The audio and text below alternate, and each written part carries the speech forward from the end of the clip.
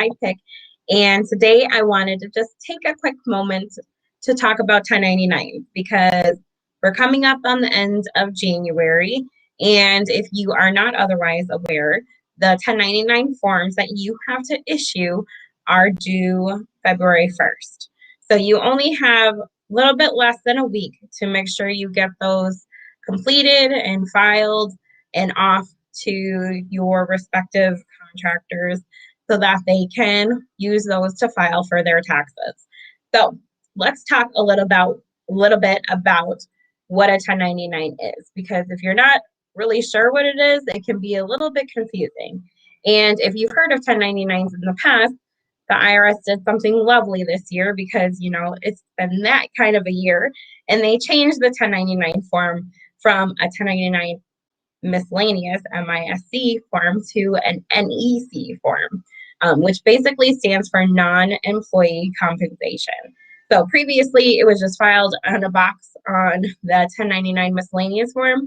Now it has its own form, which actually was the way that they did it a long time ago, but they haven't done that in quite a few years.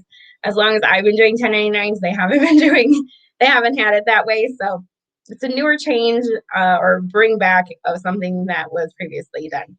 So what are 1099s for?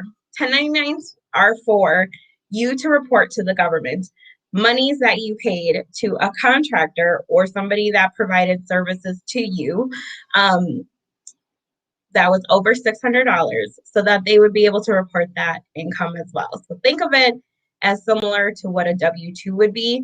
W-2 you issue to your employees. If you have somebody who's working for you or doing things for your business, but you don't have them on payroll, then you would issue them possibly this 1099 instead. So it's called a 1099 NEC form.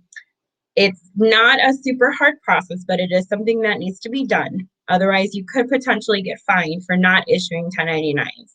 And if you don't issue the 1099s, technically you're not supposed to be taking that expense as an expense. So it's important that you are aware of what it's for and make sure you know who needs to get it. And the way that you figure that information out is by getting a W-9 form from the people that you do business with.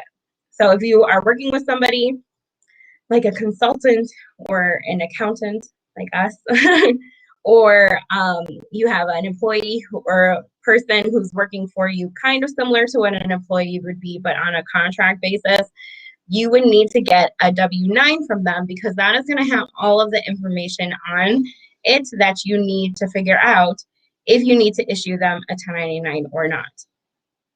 So it's a good rule of thumb and a good way of business to just get a W-9 from anybody you work with from the beginning. But you don't actually have to issue a 1099 to somebody if you didn't pay them more than $600 in the calendar year. So from January to December, regardless of how your fiscal year is set up, you need to make sure that they were under $600 or determine if they were over $600, because if they were over $600, then you may potentially need to issue this 1099.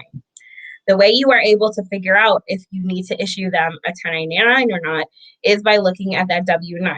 There are going to be some checkboxes on there that are going to say, going to allow them to put whether they're an individual or a sole prop, if they're an LLC business, if they're a partnership, if they're a corporation, if they're an LLC filing as an S Corp or a C Corp, then that information would be provided on there.